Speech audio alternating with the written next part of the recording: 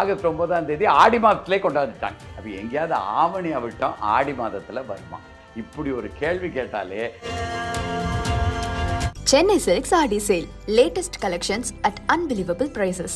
Up to 50% offer or branded gifts. T Nagar, Velachery, Krompet and Thiruvallur. Ananya's Nana Nani Homes, a paradise for senior citizens, Coimbatore. GT Holidays, South India's #1 travel brand. You know you are special when you're with GT Holidays. ஆவணி மாதம் பிள்ளையார், விநாயகர், கணபதி, இது அந்த சதுர்த்தி எல்லாம் வரும் இல்லையா, இதற்காக கொண்டாடப்படுகின்ற ஒரு திருவிழாவின் முதன்மையான ஒரு மாதம். அதில் அவிட்ட நட்சத்திரம்ங்கிறது எதற்காகனா, 2025 ஆவணி அவிட்டம் எப்போ வருது? அதில் ஒரு குழப்பம் இருக்கே. பிரமணினரோட மாதம் அமாவாசையை ஒட்டி முதல் நாள் தொடங்கி அடுத்த அமாவாசை அன்றைக்கு அது முடிஞ்சிடும். அப்போ என்ன செய்வாங்கன்னா, ஒரு வருஷத்துக்கு 13 மாதம் வச்சிருவாங்க. இப்படியெல்லாம் குழப்பம் இருக்கும்போது தான் ஆகஸ்ட் 9ஆம் தேதி ஆடி மாதத்திலே கொண்டாந்துட்டாங்க. அப்போ எங்கேயாவது ஆவணி அவிட்டம் ஆடி மாதத்தில் வருமா? இப்படி ஒரு கேள்வி கேட்டாலே அந்த வட ஆரியர்களான பிற மண்ணினரான பிராமணர்களுக்கும் பூநூலுக்கும் தொடர்பே கிடையாது. ஆவணி அவிட்டம்னா பூநூல் போடணும் அப்படிங்கிறது பிற்காலத்தில் ஒரு சேர்க்கையாக வந்தது தானே தவிர, பெண்கள் பூநூல் அணியலாம், அணிய வேண்டும் அப்படிங்கிறது தான் தமிழர்களோட சிறப்பு. இதே ரெஸ்ட்ரிக்ஷன் தான் கொஞ்ச நாளைக்கு முன்னாடி இந்த உருத்தராக்கத்துக்கும் சொன்னாங்க. அனைவருக்குமே பூநூல் அப்படிங்கிறப்ப அது எதிர்ப்புகளையும் சம்பாதிக்கும் இல்லையா? எவ்வளவு எதிர்ப்புகள் வந்தாலும் அவ்வளவு எதிர்ப்புகளையும் தாண்டி அந்த பகுத்தறிவு பூர்வமான கருத்துக்களும் பரவிக்கொண்டே இருக்கின்றன. வணக்கம். இன்று நம்முடன் 11 சித்தர் மடம் பீடத்திலிருந்து சித்தர் மூங்கிலடியார் அவர்கள் நம்மோடு இணைந்துள்ளார். வணக்கம். வணக்கங்க ஐயா. இப்போ ஆவணி அவிட்டம் வந்தாலே ஒரு சில இடங்களில் நிறைய பரபரப்பாக ஆன்மீக தலங்களில் நிகழ்ச்சிகள் நிறைய நடக்கும். இந்த ஆவணி அவிட்டத்துடைய சிறப்பு என்ன? ஆவணி மாதமே அந்த நம்மளுடைய இந்து மதத்தில் இருக்கிறது எல்லாமே ஒவ்வொன்றும் ஒவ்வொரு கடவுளர்களின் வழிபாட்டுக்காக இது ஏற்படுத்தப்பட்டு இருக்கிறது. ஆவணி மாதம் பிள்ளையார், விநாயகர், கணபதி, இது அந்த சதுர்த்தி எல்லாம் வரும் இல்லையா, இதற்காக கொண்டாடப்படுகின்ற ஒரு திருவிழாவின் முதன்மையான ஒரு மாதம். அதில் அவிட்ட நட்சத்திரம்ங்கிறது எதற்காகனா, அந்த ஆன்மீக ஆற்றல் அதிகமாக மக்களுக்கு கிடைப்பதற்காக பயன்படுத்துகிறது. இதில் பிற்காலத்தில் தான் வந்தது என்னென்னா, ஆவணி அவிட்டம்னா பூநூல் போடணும் அப்படிங்கிறது பிற்காலத்தில் ஒரு சேர்க்கையாக வந்தது தானே தவிர, உண்மையிலே தமிழர்கள் எப்படி பூநூல் போட்டுக்கிட்டு இருந்தாங்கன்னா, சாதி வேறுபாடு இன்றி அனைத்து தமிழர்களும் இந்த பூநூல் போட்டுக்கிட்டு இருந்தாங்க. எப்பவுமே அந்த அமாவாசை அன்றோ பௌர்ணமி அன்றோ, மாதத்தில் ஒரு நாள், அமாவாசைக்கும் மாற்றலாம் இல்லை பௌர்ணமிக்கும் மாற்றலாம், மாதத்தில் ஒரு முறை பூநூலை மாற்றி ஒவ்வொரு மாதத்திற்கு ஒரு முறை ஒவ்வொரு புது பூநூல் பாட்டுக்கிடுவாங்க. அதை அந்தந்த மாதத்தின் அமாவாசையிலையும் மாற்றலாம், முழு நிலவு நாள்லையும் மாற்றலாம். இதுதான் பூநூல் அனுபவிக்கிற தமிழர்கள் அணிவித்து கொண்டிருந்த முறை. அது இன்றைக்கு ஆவணி அவிட்டம் அன்றுதான் போடணுங்கிறது பிற்காலத்தில் வந்த செயற்கை கற்பனை. பூநூலுடைய நோக்கம் என்ன? ஆக்சுவலாக பூநூல் அப்படிங்கிறது நம்மளுடைய பாரம்பரியத்தில் முன்னாடி இருந்தே இருக்கா? அதாவது இது நம்ம ஆராய்ச்சி செஞ்சோம்னா எளிதாக கண்டுபிடிச்சிடலாம். தமிழர்களுக்கு மட்டுமே உள்ளது தான் இந்த பூநூல். அந்த வட ஆரியர்களான பிற மண்ணினரான பிராமணர்களுக்கும் பூநூலுக்கும் தொடர்பே கிடையாது. ஏன் இதை சொல்கிறேன்னா, 2-3 காரணங்களை பாருங்கள். பூநூல் அப்படிங்கிறதுக்கு அந்த நம்ம வடமொழி வேதங்கள்லாம் இருக்கு இல்லையா, சமஸ்கிருதத்தில் ஒரு பொருளே கிடையாது. அவங்க உபகரணா, உபநயனம் அப்படின்னு சொல்லுவாங்க. ஒரு பிறப்பிலிருந்து இன்னொரு பிறப்பு மாறணும் அப்படிங்கிறது தான் அவங்களுக்கு அந்த மாறுறது. அவங்க அந்த காயத்ரி மந்திரங்கள்லாம் ஓதுவதற்கான பருவம் வந்துருச்சுங்கிறத செய்கிறதுக்காகத்தான் வச்சுருக்கிறாங்க. அது பூநூல்ங்கிறது அங்கே ஒரு பொருளற்ற வார்த்தை. ஒன்று. தமிழில் அப்போ பூநூல்னால் என்ன வார்த்தை பொருள்னா, பூண் அப்படின்னா பாதுகாப்பு. உலக்கைக்கு பூண் போடுறோம் இல்லையா, அதாவது உலக்கை வந்து அது வந்து வலிமையாக இருக்க வேண்டும். அது இடிச்சுக்கிட்டே இருக்கும் பொழுது அந்த அந்த இதில் அந்த நுனிப்பகுதியில் அந்த மரங்கள்லாம் விட்டு போகிறதுக்கு வாய்ப்பு இருக்கிறது. அதற்காக 2 பக்கமுமே பூண் போடுவாங்க. அது இரும்புனால் உலக்கையில் போடுவாங்க. அது வந்து பாதுகாப்பாக இருக்கும். நீண்ட காலம் அது உழைப்பதற்காகவும் இருக்கும். அப்போ எப்படி உலக்கைக்கு ஒரு பூண் பாதுகாப்பாக இருக்கிறதோ அதே போல மனிதர்களுடைய வாழ்க்கைக்கும் பாதுகாப்பாக இருக்கிறது தான் அந்த பூநூல்கிறது. அது எதன் அடிப்படையில் பூங்கிறதுக்கு இந்த பாதுகாப்புங்கிறது தான் பொருள். அதை எதன் அடிப்படையில் போட்டாங்கன்னா, அந்த காலத்தில் நூல்கள் எவ்வளவு கற்றிருக்கிறார்களோ அவ்வளவுக்கு இப்போ வந்து எல்லாருமே 3 பிரிவில் வச்சு 9 தான் போட்டுக்கிட்டு இருக்காங்க. அப்படியெல்லாம் கிடையாது. தமிழர்களோட இது வந்து 9லிருந்து 48 பிரி வரைக்கும் பூநூல் அணிந்திருக்கிறார்கள். எவ்வளவு நூல்கள் கற்றிருக்கிறார்களோ அவ்வளவு தூரம் அவர்களுக்கு பாதுகாப்பு கிடைக்கும். அவ்வளவு தூரம் அவர்கள் அந்த பூநூலை எத்தனை பிரிகள் அணியணுங்கிறத அணிஞ்சிக்கிடுவாங்க. அப்போ நூல் எடுத்துக்கிட்டோம்னாலும் நூலுக்கு 2 பொருள் இருக்கிறது. நூல்ங்கிறது வந்து அந்த ஏடுகள் எடுத்தது, புத்தகங்கள், அறிவு களஞ்சியம் இதெல்லாம் சேர்த்து அதுவும் நூல்ங்கிறது பொருள். இந்த நூல் போடுறோமே பூநூல், அது வந்து நூலைத்தான் குறிக்கும். அந்த நூல் புத்தகங்கள்ங்கிற அர்த்தத்தில் தான் பூண் நூல். பாதுகாப்புக்காக புத்தகங்கள் எவ்வளவு படித்திருக்கிறார்களோ அதன் அடிப்படையில் போடக்கூடிய ஒன்று தான் இந்த பூநூல். இப்படித்தான் தமிழர்கள் வடிவமைச்சாங்க. இப்போ நீங்கள் வட ஆரியர்களுக்கு பிராமணர்களுக்கு வாங்க, அவங்க கைபர் போலன் கணவாய் வழியாக வருகிறார்கள். வரும்போது அவர்களுக்கு அந்த பூநூல்கிற அந்த கருத்தோட்டமும் அந்த முறையும் வாய்ப்பே இல்லை. ஏன்னா அதுக்கு முதல்ல பார்த்தோம், பொருள்ங்கிறது வடமொழியிலையோ சமஸ்கிருதத்திலையோ பூநூல்ங்கிறதுக்கு பொருள் கிடையாது. தமிழில் ஆழ்ந்த பொருள் இருக்கிறது, பாதுகாப்புக்காகவும் படுறாங்க. 1. 2வது, பருத்தி இருந்தால் தானே அவங்க நூலில் போடுவாங்க. அவங்க தான் நாடோடிகளாக தெரிந்து கொண்டிருந்தவர்கள். இன்னும் சொல்லப்போனால் அவங்க வந்து வேளாண்மை தொழிலை, உழவு தொழிலை ஒரு பாவத் தொழிலாகத்தான் அவங்க வச்சாங்க. அதனால தான் உழவு குடிமக்களை, வேளாண்மை செய்பவர்களை அவர்கள் வந்து என்ன சொன்னாங்கன்னா சூத்திரர்கள் கூட தான் சேர்த்தாங்க. ஏன்னா வேளாண்மைங்கிறது ஒரு பாவத் தொழில். அதை சூத்திரர்கள் கூட தான் சேர்த்தாங்க. வைசியர்கள் கூடயோ சத்திரியர்கள் கூடயோ கூட சேர்க்கலை, சூத்திரர்கள் கூட தான் சேர்த்து வச்சாங்க. ஏன்னா அவருக்கு பிராமணர்களை பொறுத்தவரையிலும் சமஸ்கிருத வேதங்கள் சொல்கிறதும் படியே உழவு தொழில் வந்து ஒரு மோசமான தொழில். அதை செய்பவர்கள் சூத்திரர்கள் தான். அப்போ உழவு தொழிலே அவர்கள் செய்யாதவர்கள், அவர்கள் ஏற்றுக்கொள்ளாதவர்கள், அதை பற்றி தெரியாதவர்கள். அப்போ எங்கே பருத்தி அவர்களுக்கு கிடைக்கும், எங்கே நூல்கள் அவர்களுக்கு கிடைக்கும். அதனால் நூல்கிறது இந்த தமிழர்களுக்கே உரிய மரபு. நம்ம எல்லாரும் உழுதுண்டு வாழ்வாரே வாழ்வார், மற்றாரெல்லாம் தொழுதுண்டு பின் செல்பவர்கிறது தான் நம்மளுடைய தமிழர்களுடைய உழவுக்கு கொடுக்க மதிப்பு. அந்த மதிப்பு அதுதான் நம்மளுடைய இந்த பூநூல்லையும் வெளிப்படுகிறது. நம்ம பூநூலை பெருமையாக அணிந்து கொண்டிருந்தோம். எல்லா சாதி வேறுபாடு இல்லாமல் அணிந்து கொண்டிருந்தார்கள். அந்த பிறமண்ணினர்கள் பிற்காலத்தில் வந்த உடனே என்ன செஞ்சாங்க, நமக்கு இது பாதுகாப்புக்குன்னு அணிகிறாங்களே, நம்மளும் பாதுகாப்புக்காக அணிந்து கொள்வோம் அப்படின்னு சொல்லி அவங்களுக்கு அதில் முழுமையான மனசும் இல்லை. அதனால் வருடத்திற்கு ஒரு முறை அணிந்தால் போதும், அது வந்து ஆவணி அவிட்டத்தில் வச்சுக்கலாம் அப்படிங்கிறத ஆரம்பித்தாங்க. இதில் இன்னும் நிறைய குழப்பங்கள் இருக்கின்றன. எல்லா பிராமணர்களும், பிறமணினரான பிராமணர்களும் ஆவணி அவிட்டத்திலே பண்ண மாட்டாங்க. இப்போ அவங்க என்னென்ன வேதத்தின் அடிப்படையில் அவங்க இருக்கிறாங்களோ ஒவ்வொரு வேதத்துக்கும் ஒவ்வொரு மாதிரியான அந்த பூநூல் அணிவதை வழக்கமாக கொண்டிருக்கிறார்கள். ஆனால் பெரும்பாலானவர்கள் என்ன செய்வாங்கன்னா, அவங்களுடைய மாதமே ஒரு அறிவியல் பூர்வமான மாதமாக இருக்காது. ஆண்டு கணக்கீடும் அவங்களுக்கு அறிவியல் பூர்வமாக இருக்காது. அவங்க வந்து இந்த சிரவண மாதம், அந்த சிரவண மாதத்தில் அவிட்ட நட்சத்திரத்தில் வருது இல்லையா, அது வந்து அசுர வேதம், அதாவது யஜுர்வேதம்னு சொல்கிறாங்களே, அந்த வேதத்தில் இருக்கிறவங்க மட்டும்தான் அந்த சிரவண மாதத்தில் அவிட்டத்தில் கொண்டாடும்.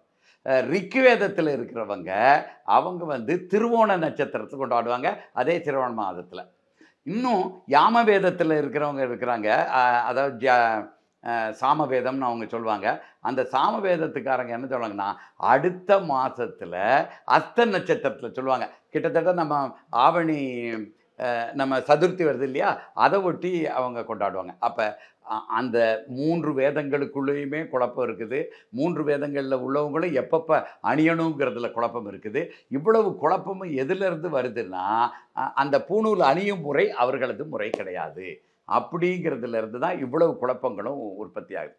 இன்னும் சொல்லப்போனால், அந்த பெண்கள் பூணூல் அணியலாம், அணிய வேண்டும் அப்படிங்கிறது தான் தமிழர்களோட சிறப்பு. இன்னும் பார்த்தீங்கன்னா, பல சிலைகளில், பழங்கால கோயிலில் இருக்கிற சிலைகள்லாம் பெண்கள் பூணூல் அணிந்தவர்களாக இருக்கிறார்கள். அப்போ பெண்கள் பூணூல் அணியலாம்ங்கிறது தான் தமிழர்களோட சிறப்பு. அவங்க காயத்ரி மந்திரமும்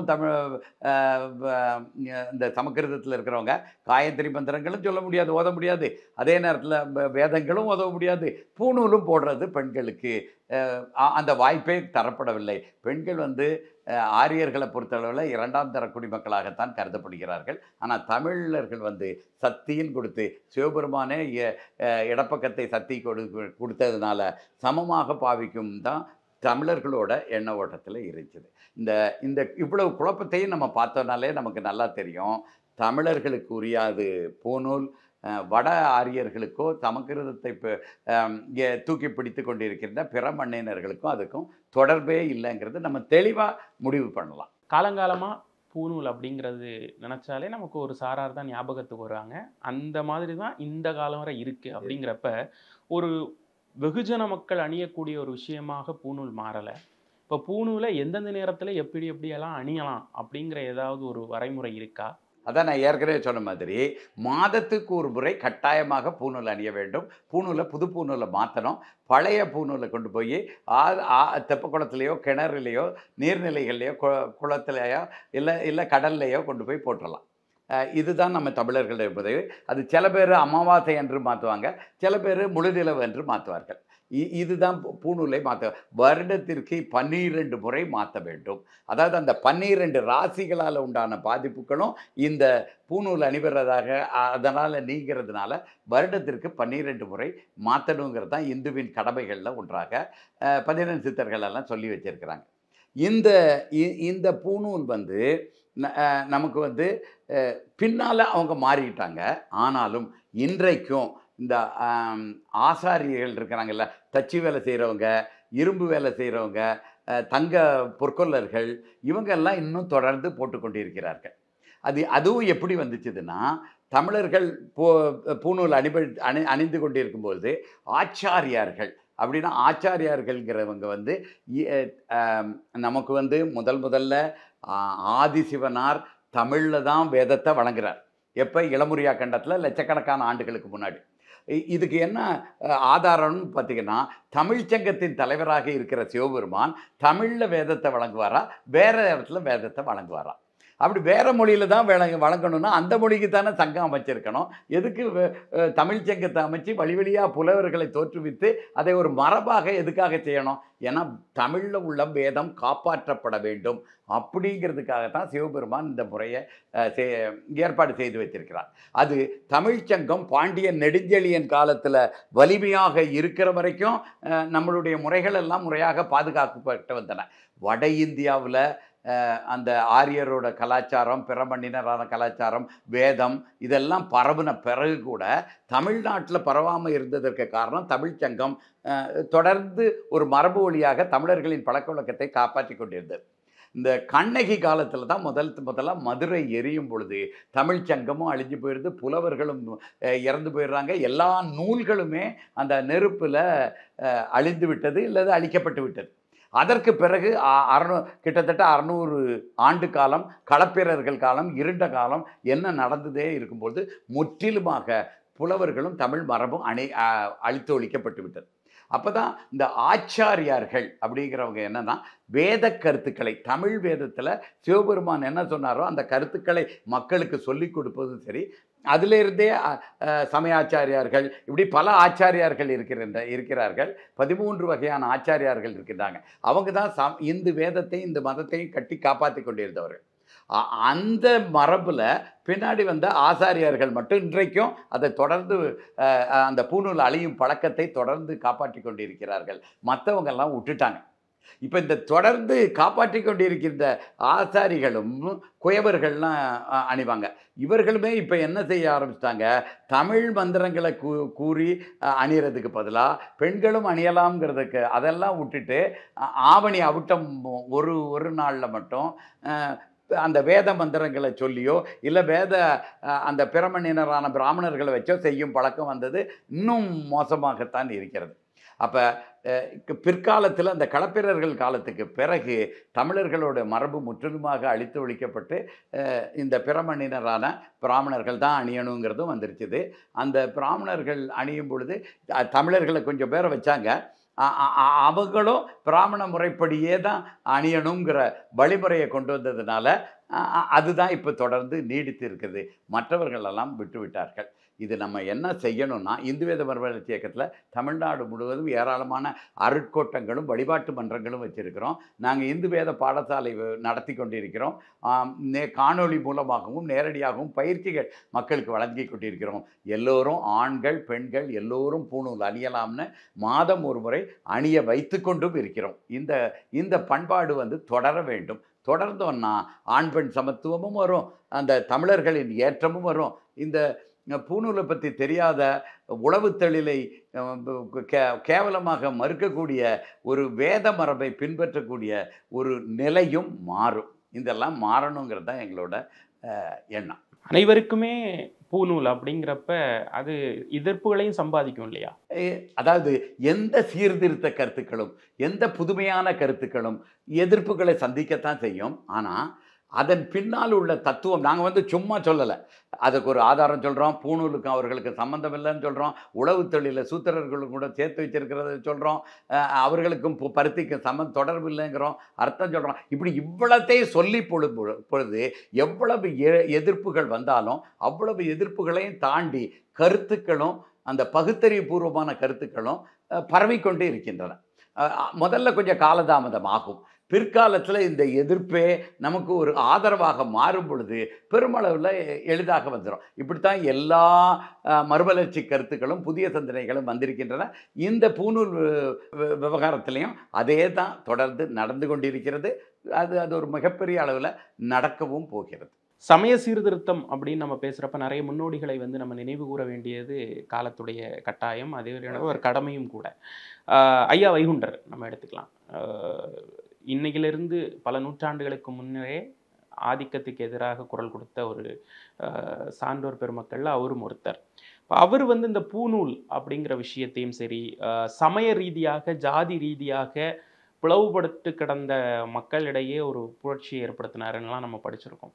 ஸோ அவருடைய விஷயங்கள், அவருடைய இந்த பூணூல் குறித்த அவருடைய பார்வை, அதாவது அவர் ஒரு அடிமைப்பட்டு கொண்டிருந்த தமிழர் சமுதாயத்தை ஏற்றிவிட்டு இன்றைக்கு வரைக்கும் அந்த மரபு தொடர்கிறது. நீ துண்டே போடக்கூடாதா, இல்லை துண்டை கக்கத்துக்குள்ள தான் வச்சு தான் இருக்கணுமா, நீ தலையில் கெட்டு தலைப்பாயை கெட்டு. இன்றைக்கும் அந்த ஐயா அவர்கள் வைகுண்டர் ஆலயத்துக்குள்ளே போகணுன்னாலும் அந்த முதன்மையான பூசைகளை செய்யணுன்னாலும் தலைப்பா கட்டிக்கிட்டு தான் பூசை பண்ண வேண்டும். அதே மாதிரி ஐயா வைகுண்டர் என்ன சொன்னார், பூணூல் போடும் பொழுது நீ தங்கத்திலேயே பூணூல் போட்டுக்கொள் அப்படிங்கிறது. அதை நம்ம தங்கத்தில் போடலாமான்னா கட்டாயமாக போட்டுக்கொள்ளலாம். ஆனால் அதுக்குண்டான வசதி வாய்ப்புகள் எல்லாருக்கும் இருக்காது.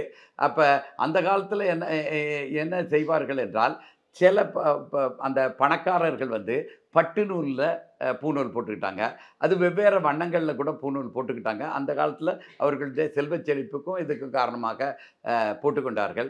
அதில் தங்க இலையாக இருக்கணுங்கிறதுல தங்க வண்ணத்தில் கூட பட்டு நூலில் போட்டுக்கொண்டவர்களும் இருக்கிறாங்க. இப்படி இருக்கிற மரபில் நீ தங்கத்திலேயே போட்டுக்கொள்கிறது தான் நமது ஐயா வைகுண்டர் அவர்களின் அந்த அகிலத்திரட்டில் வருது.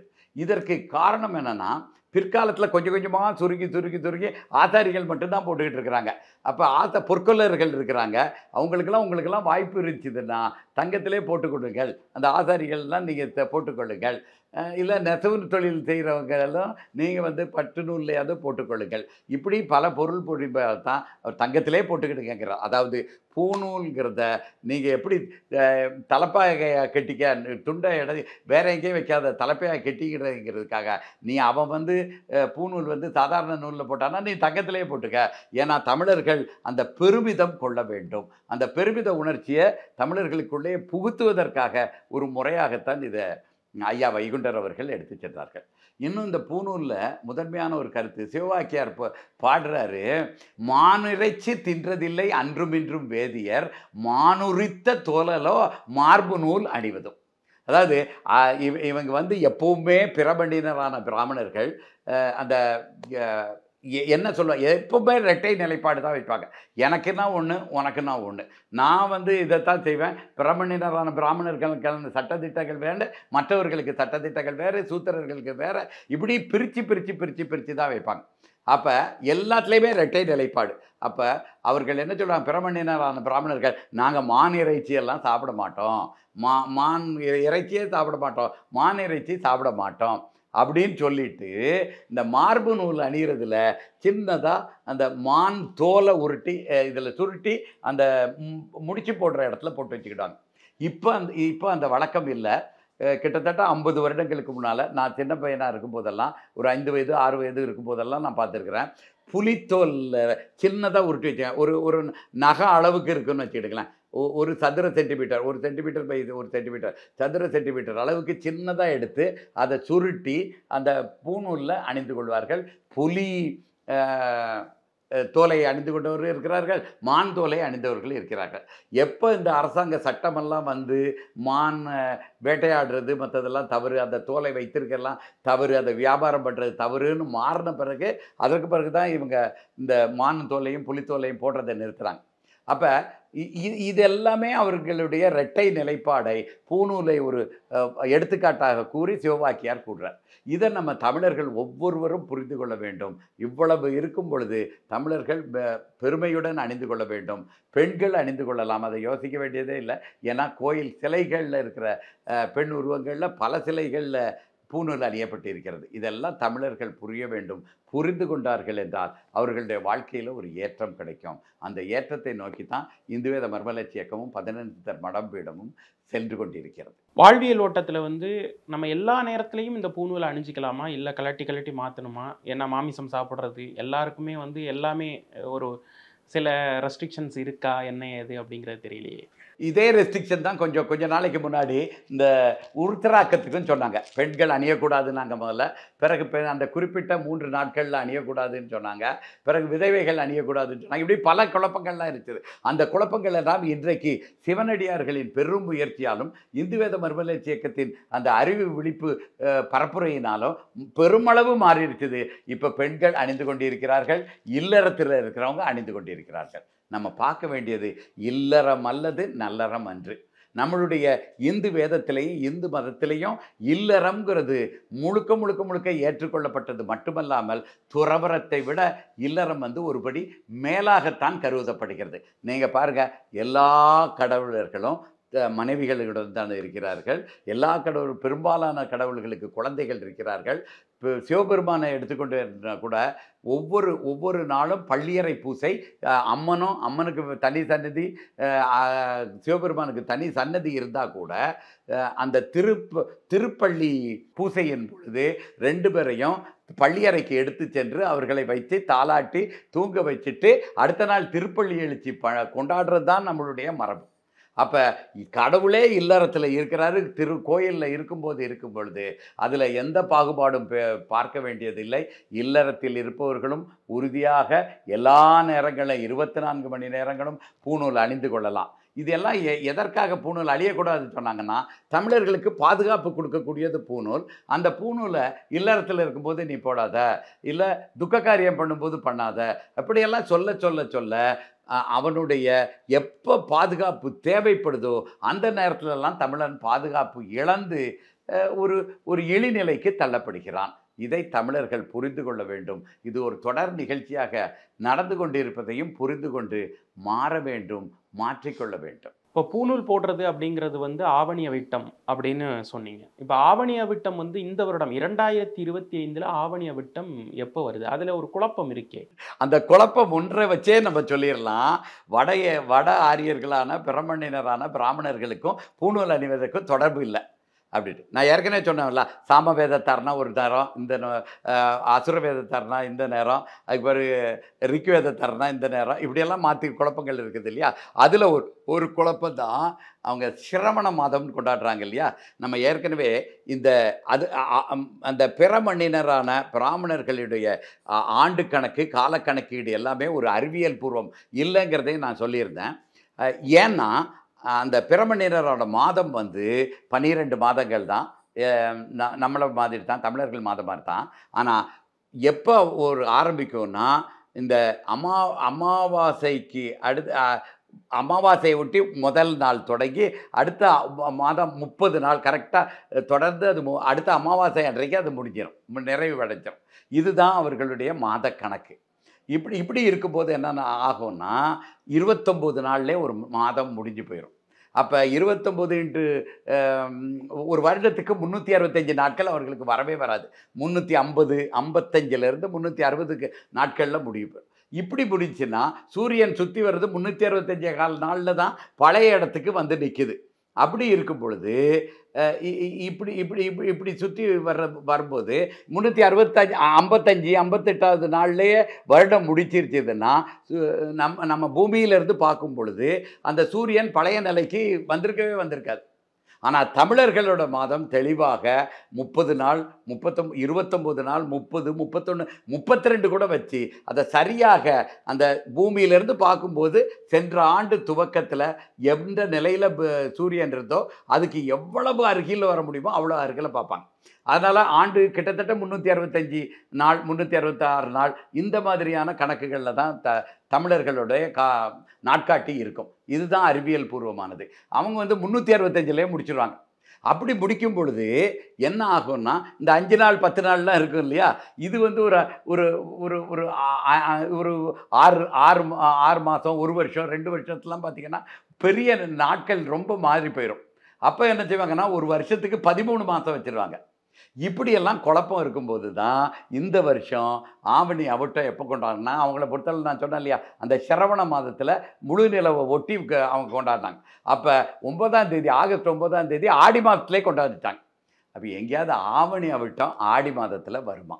இப்படி ஒரு கேள்வி கேட்டாலே பூணூலுக்கும் பிராமணியர்களுக்கும் அவர்களுடைய சிரவண மாதத்திற்கும் எந்த தொடர்புமே இல்லைங்கிறத நம்ம உறுதி பண்ணிடலாம். ஆவணியை விட்டு ஆவணியிலே தானே வரணும். இந்த ஒரு அடிப்படை கேள்வியை கேட்டாலே போதும், எல்லா குழப்பங்களும் வெளியே வந்துடும். தமிழர்கள் அப்படி மாதம் அல்ல.